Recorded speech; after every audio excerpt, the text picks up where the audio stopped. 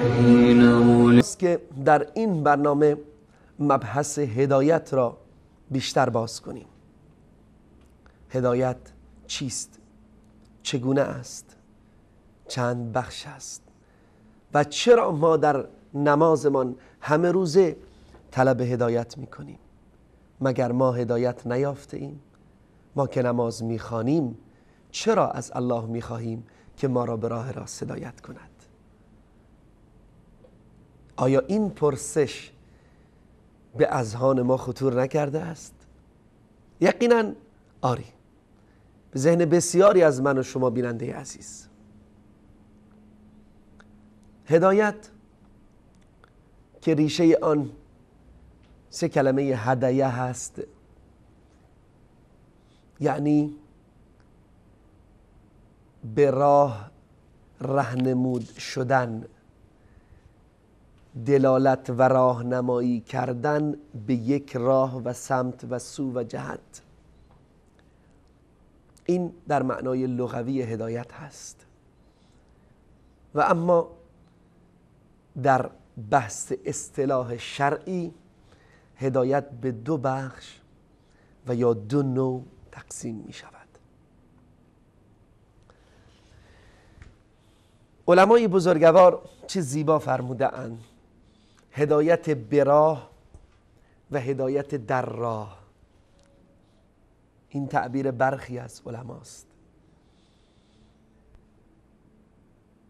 اما آنچه که مهم است شناخت این 2 نوع هدایت هست. این 2 نوع هدایت، این 2 نوع راهنمایی، این 2 نوع پذیرفتن راه راست چیست؟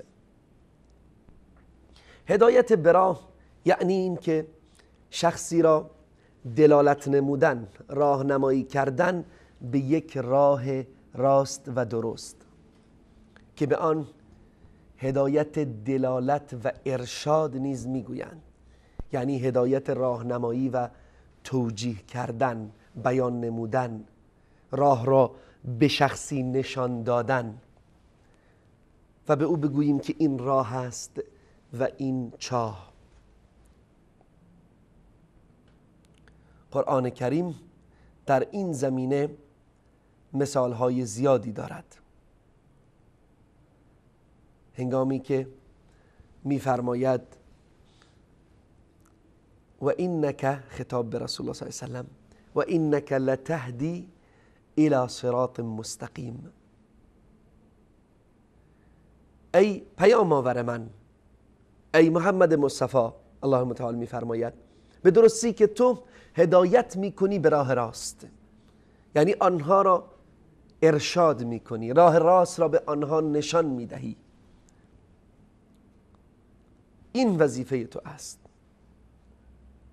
وظیفه تو ای پیام آور من و وظیفه تمامی من و شما بیننده گرامی، تمامی داعیان و دعوتگران راه حق، تبیین راه حق هست، نشان دادن راه حق هست، ارشاد نمودن هست. و در کنار آن خود ما باید الگو باشیم، خود ما باید عامل باشیم، خود ما باید این راه راست را در وجود خود تطبیق دهیم. زیرا الله متعال میفرماید یا ایها الذین آمنوا لم تقولون ما لا تفعلون. ای کسانی که ایمان آورده اید، چرا چیزی را به زبان می آورید و می گویید که خود شما انجام نمی دهید؟ کبر مقتا عند الله ان تقولوا ما لا تفعلون. سبحان الله، بسیار گناه بزرگی است در نزد الله که چیزی را بگویی در حالی که آن را انجام نمی دهی. بسیار در نزد الله این عمل، این یک بام و 2 هوا بودن گناهی است بس بزرگ. پس الله متعال خطاب به رسول الله در مورد این هدایت، هدایت دلالت و ارشاد، هدایت راهنمایی کردن و نشان دادن راه میفرماید و اینک لتهدی الی صراط مستقیم.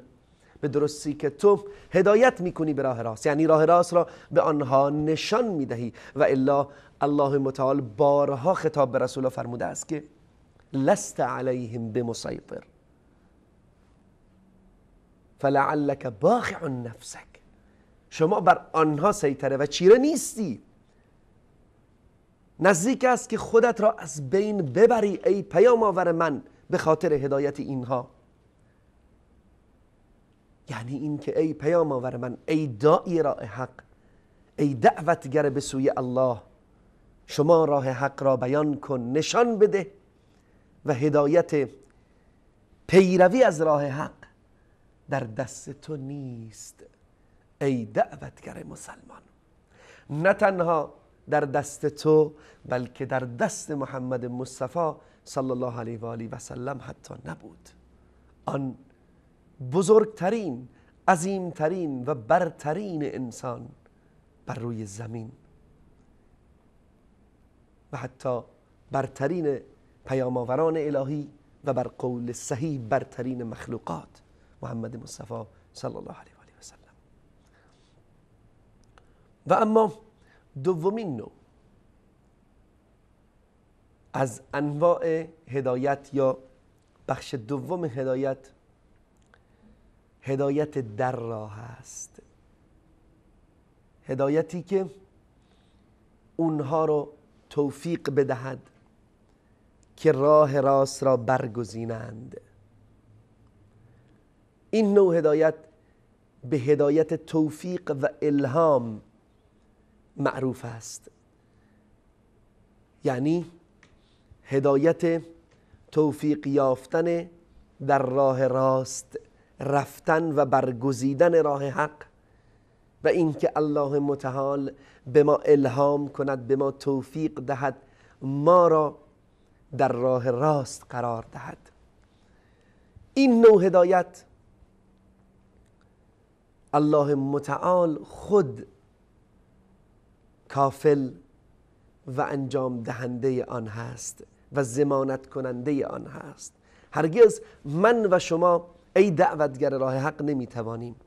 حتی بزرگتر از من و شما، علما، بزرگان، صحابه، آل بیت و حتی رسول الله صلی الله علیه و سلم، پیام‌آوران عظیم الهی، هیچ کدام این نوع هدایت را در دست نداشتند. هدایت اول که هدایت ارشاد و تبلیغ و بیان و تبیین بود، آری این هدایت وظیفه علماست، وظیفه پیام‌آوران الهی است. اما هدایت دوم، هدایت توفیق و الهام، هدایت انجام دادن راه حق و در قرار گرفتن در مسیر صراط المستقیم، مسیر راست الهی، تنها از آن الله متعال است. و در مورد این هدایت نیز الله متعال بارها و بارها خطاب به ما و خطاب به رسول گرامی اسلام سخنان زیبایی فرمودند. رسول الله صلی الله علیه و آله و سلم بارها هنگامی که پیروان ادیان غیر صحیح که در جامعه جاهلی آن زمان وجود داشت به راه راست دعوت می کرد که عموماً مشرک بودند و برخی از آنها ادیان دیگری نیز داشتند، همانند یهودیت تحریف شده، نصرانیت تحریف شده، مجوسیت و غیره. بارها افسرده می شد، نگران می شد، حزن و اندوه وجود مبارک ایشان را در بر می گرفت و الله متعال برای این که رسول الله صلی الله علیه و آله و سلم را روحیه بدهد، قلب او را ثابت تر و قوی تر بدارد، این آیات را نازل می فرمود.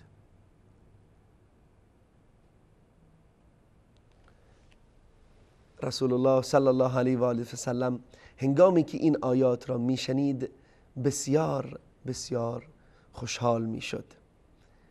هنگامی که الله متعال می فرمود که یضل من یشاء و یهدی من یشاء، الله هر کسی را که بخواهد هدایت می کند و هر کسی را که بخواهد گمراه می کند.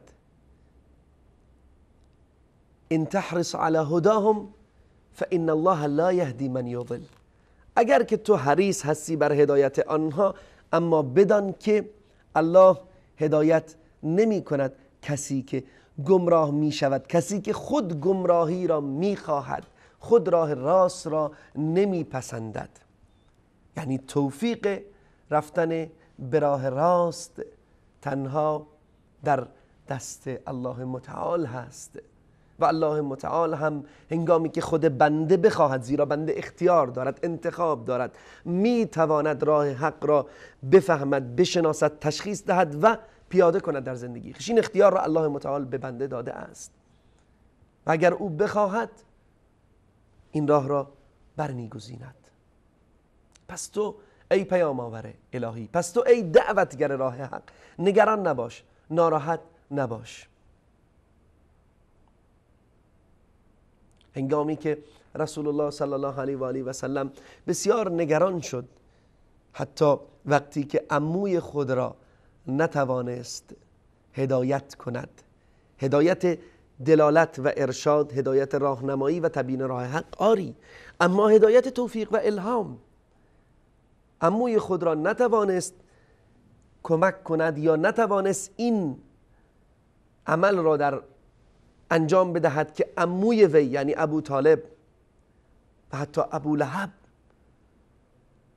زیرا ابو طالب بالاخره مبارزه و دشمنی نکرد با راه حق و در کنار پیغمبر ایستاد، اما ابو لهب که دشمنی میکرد و بارها با بدترین وضعیت رسول الله را آزار داد و خانواده رسول الله صلی الله علیه وسلم و جلو دعوت الهی را میخواست که بگیرد و بسیاری از مسلمانان آن زمان در دوران مکی که ضعیف بودند آنها را شکنجه میداد، تهدید میکرد با بدترین الفاظ، با بدترین شکنجه ها آنها را عذاب و شکنجه میداد. رسول الله صلی الله علیه و آله و سلم نتوانست این شخص را هدایت بکند، یعنی هدایت توفیق و الهام، زیرا این هدایت یعنی قرار گرفتن در راه حق تنها از آن الله متعال هست. الله متعال خطاب به رسول الله صلی الله علیه و آله میفرماید انک لا تهدی من احببت ولکن الله یهدی من یشاء. ای پیام آور من، نمیتوانی کسی را که دوست بداری او را هدایت بکنی.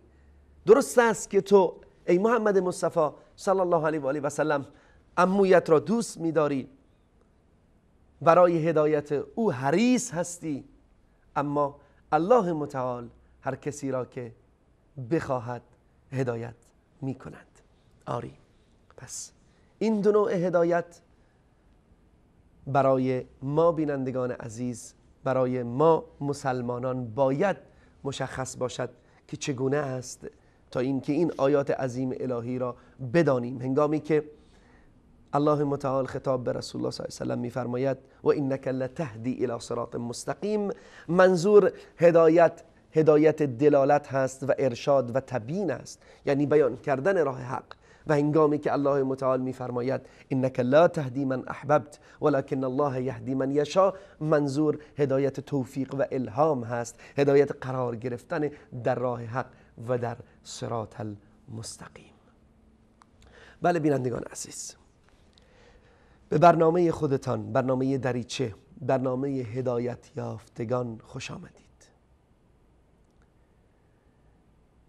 یکی از سوالهایی که در ابتدای برنامه خدمت شما عرض کردم این بود که برای بسیاری از ماها شاید این پرسش در اذهانمان تداعی کند که چرا ما در هر نماز، در هر رکعت از نماز میگوییم اهدنا الصراط المستقیم، بار الها ما را به راه راست هدایت بفرما.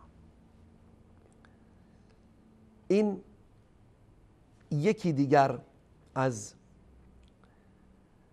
انواع هدایت است که برخی از علما آن را ذکر نموده اند به معنای توفیق قرار گرفتن و مداومت و استمراریت ماندن در راه راست. حال این که ما به راه راست هدایت شدیم، اما ما باید از الله متعال بخواهیم که به ما توفیق بدهد در این راه بمانیم، زیرا فراموش نکنیم که قلب انسانها در دست الله متعال هست. فراموش نکنیم که خوشبخت آن است که عاقبت به خیر گردد. هرگز به عبادت خود مغرور نشویم، هرگز به اعمال نیک خود متکبر و غره نگردیم. بدانیم که در مقابل آن رحمات و الطاف الهی ما هرگز کاری نکرده ایم. بدانیم که در مقابل عبادت بزرگان، عبادت محمد مصطفی صلی الله علیه و آله و سلم، هرگز ما عبادتی ننموده ایم. بدانیم که در مقابل اشتباهاتمان، ضعفمان، گناهایمان، تقصیرمان در مقابل الله متعال هرگز ما کاری ننموده ایم. آنقدر گناه و تقصیر و ضعف ما زیاد است که هرچقدر هم عبادت کنیم و گریه و زاری در پیشگاه الله متعال باز هم کم است و ناچیز.